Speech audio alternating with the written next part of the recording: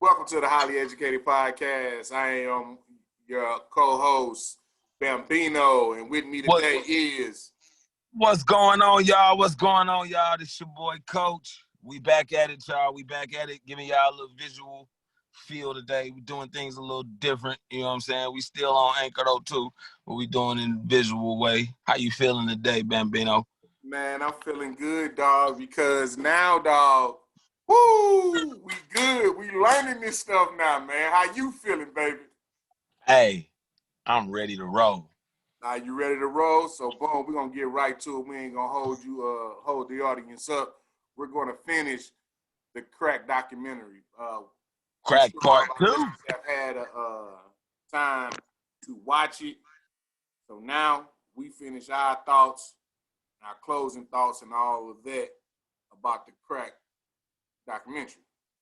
So as we talked earlier, man, things we laid out, boy, we finna get them a headache today. So what we left off at, we wanted them to see it. So after seeing it, I feel after we all know that Contra Corintel was Bush, Reagan, Bush, and Bill. After we know that, okay, we know that. Now, when does everyone take accountability for that?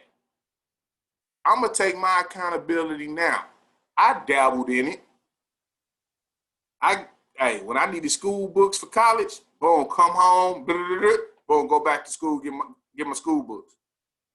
Everybody that has a crackhead or a smoker, booth, or whatever your terminology is for the drug use, and had somebody wash their car, clean their house, bought socks, radios, anything, TVs. So everyone has played a part of it. And that's why the government is still say they innocent. Yeah, we did it. Y'all did more than what we done. That's how they feel and that's how they look at it. You tell me what you think. Hey, I think very excellent point in bringing up that word accountability. Because if we start at the top and we look at the government, um, and in the documentary, it even said that the director of the CIA, he went, to a high school in that community, in the Compton, community, and was talking to him and, you know, answering questions. And the summary or the takeaway from that was that it was very dismissive, not really admitting to anything directly. Mm-hmm. That sounds just like the government, And I think when we look at accountability, and we talked about this earlier, we look at where was the defense for the Black community. You know what I mean? Where was and we talk about factions that had been created in the 60s, the Community Restoration and Progress. You know what I mean? We talk about the Black Panther.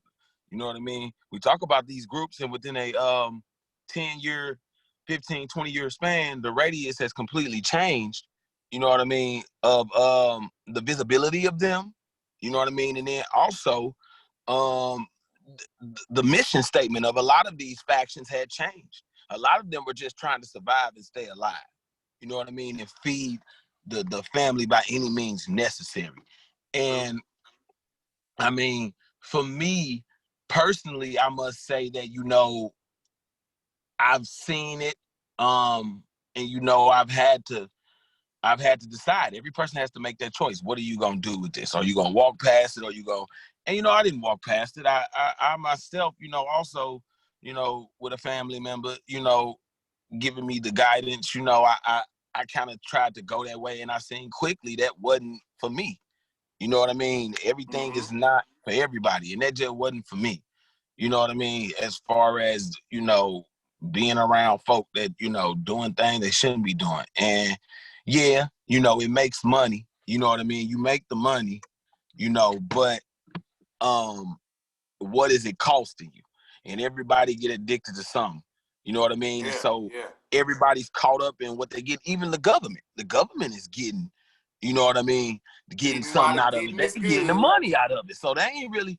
So I mean, I look at it and we examine it in hindsight, and we looking like, man, everybody was just caught up in that moment for what they could get. All right, yeah. Okay, so let's take it this way. After you saw it, did you talk to anybody of that age? So with me, you could say that's my age bracket for a lot of people I know. So I talked to a OG. I consider him an OG in that game. He said watching the documentary was like reliving his childhood and memories again, far as like being in that game and reminiscing on how much money he was getting in and how much money he was spending, how he would go out of town and blow this. You know, I sat down and talked to him, man, and it was like watching the crack documentary again. Because you notice in the documentary, they show how when they show the map, they show how it left California and flooded the United States. And man, you know, you gotta think about it. The way they said in the documentary, man, cops really weren't that big until about 91, 92. Boom, what happened in the documentary? Keep going, Bambino. I'm finna adjust my my video and lighting. Keep going, though. All right, but he was saying, like, how they killed the cop in New York. He said, man, we still didn't see no cops till like 90, 91, 92. But the guidance that wasn't there. That's what I look at it. You know what I'm saying? It's like when the young bucks came in, they became kingpins and weren't listening to the old heads. But I remember watching a documentary on Bun B, and Bun B said, you want to know the reason why the youngins don't respect the old heads? Because them youngins remember when them old heads was selling dope to their mama. Goes back to your accountability. Tell me if you talk to any old school cats about this doc. So, you know, it's funny, you know, the common things that we heard from folks that was around during that time. You know what I mean? And them talking the language, it swept up. It was quick. It was a pandemic. It was just, it shook up everything. And we all heard the same things. We all heard about the expansion. Then we also heard about in this wonderful city, St. Louis, and in your wonderful cities you've visited and been to in the Midwest, we heard about folks having it before it was widely known. And we hear about the deceit. We hear about the deception, the murder, because the cats from here murdering the cats that taught them the game. Then you got the gangs coming here. And everybody is saying the same thing. Everybody's saying, man, we was all caught up and we was all where we was at. And we talked about this earlier, remember? We talked about how certain key facts from 72, a black woman trying to run, you know, presidency in 88, a black man trying to run for presidency. Run, Jesse, run. Also, you know, we talk about also the Black Panthers being dismantled. You know what I mean? We talk about the Black Panthers being dismantled. And then we talk about all these other factions being torn apart and they ambitions being turned towards something else, and it creates a whirlwind of war. And we see the aftermath of those effects now. Where are we at now, man? Talk to me. Where are we at now with this? Where we at right now is no leadership that will spark a great movement in the young.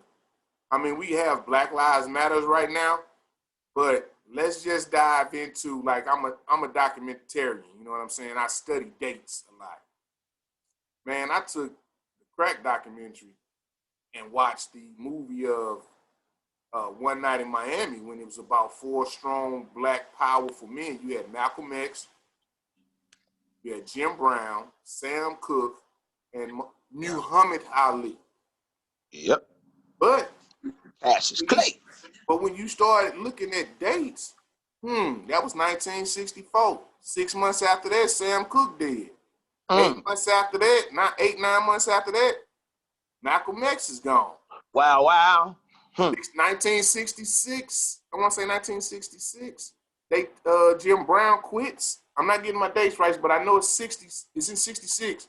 Because 67, they take Muhammad Ali's belt for not going into the military.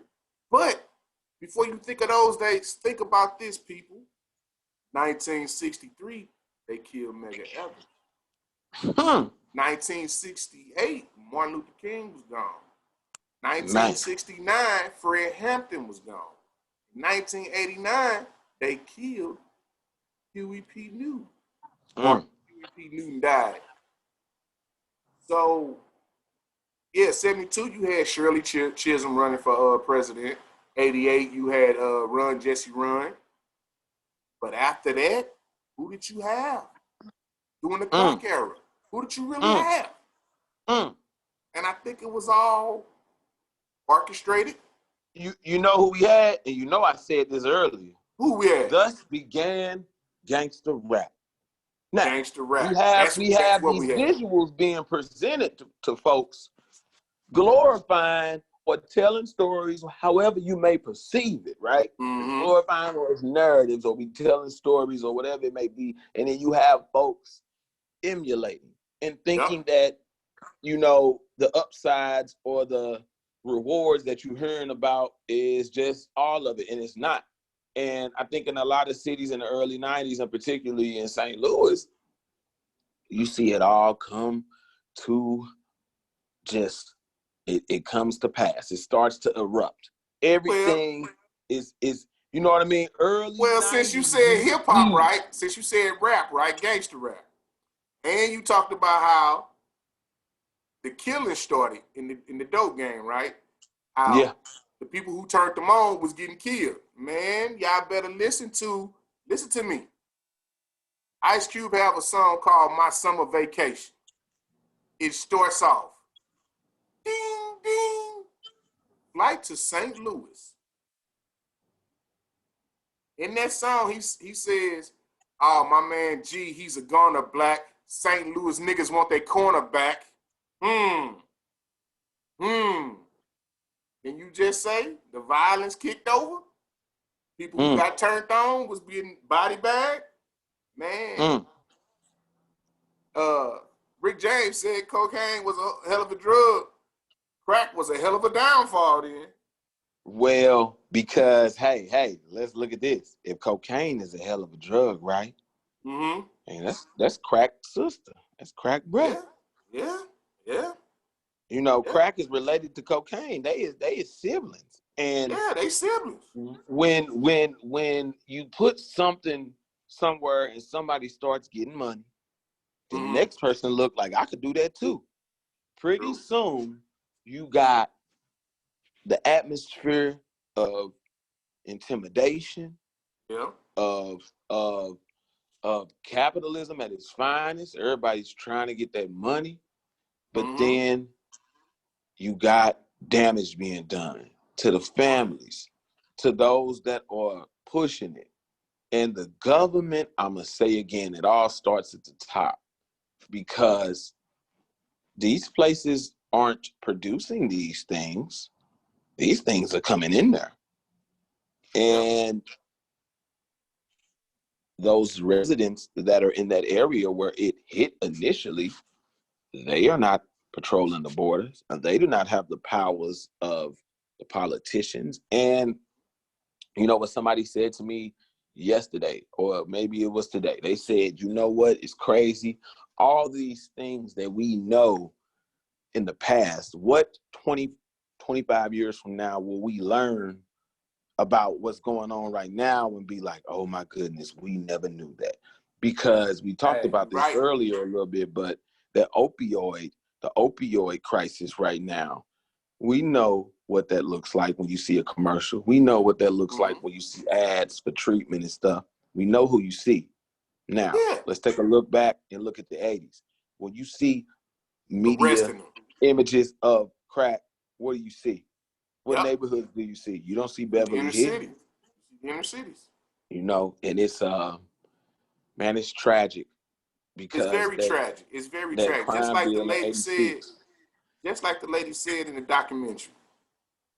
said it's heartbreaking to watch them treat the opioid crisis with rehabilitation for as drug rehab.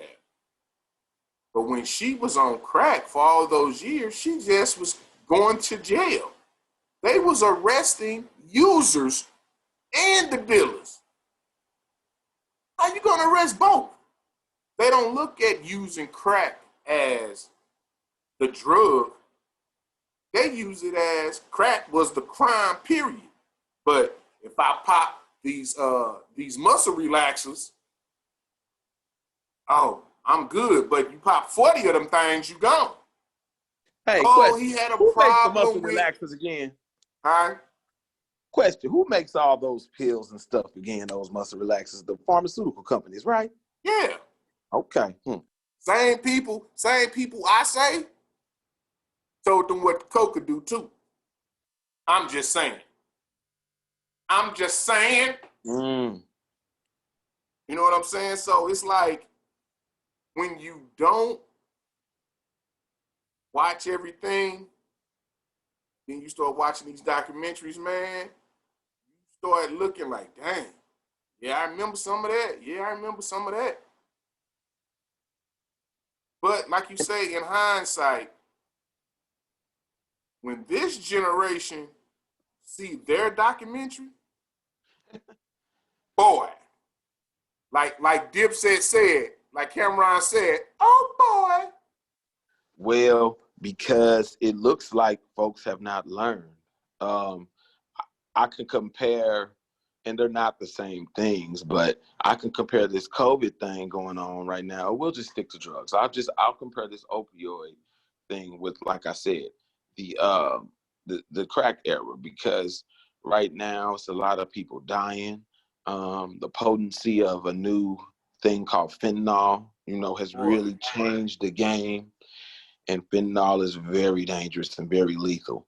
And yeah, it is. It is. I liken to compare and contrast that with, like I said, the crack, the freebasing. And at that time, the decade of the 80s, to watch that drug grow and get momentum. And it got to the point to where it takes officers being shot up, not just shot, car Swiss cheese. You know what I mean? It takes those things happening, just like, remember South Beach in Miami, when all those drug dealers, when America started finding out they all them cocaine cowboys was down there. And that's how the city of Miami got built. Come on now. See, And they what is looked it at gonna cocaine. take? They looked at cocaine as improving the economy, and they looked at crack as destroying a. Well, you know why? Because of the community's accessibility, and that is adversely affecting. That cocaine wasn't readily accessible to African Americans. You know what I'm saying? But remember this from the documentary. Remember, 2/3 of all the users were white.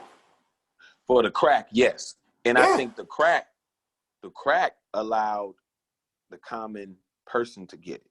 Don't get me wrong. Cocaine is a socialite elite drug. It's not nothing that you could say a dirty person would do, or nothing like that. And I don't mean as a dirty person. Let me just say socioeconomically, like those at the lower ranks. Mm-hmm. You commonly find those at the lower ranks doing drugs that are cheaper, more accessible. And that's what that crack did, man. That crack really, it brought it down to where everybody could be a rock star now. You could party too. But it's so addictive and so short, just like cocaine is. Let's be honest. They're both addictive in a short-lived high.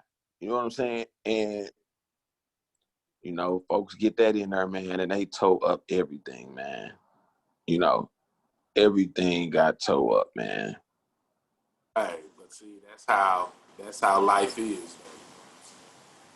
And it's going to continue, because I guarantee you, there's another one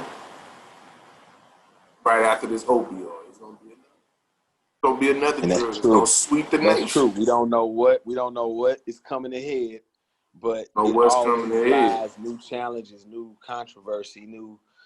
I mean, I think the filmmakers that created this, I think they do justice. They sought out and accomplished what they was trying to do. America got to really look at the top, and America got to take accountability for what you're doing. You fighting a whole nother war in another country when the Yeah, folks in your backyard that helped build your country are suffering and dying, and we still see that now. yeah, man, it's like this.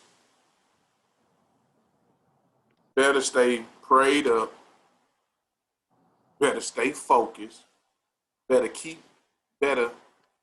better start reading more, getting educated on really what's going on. We didn't put this highly educated podcast together on a humbug. Really looking at two highly educated young black males, well, middle-aged and young black male.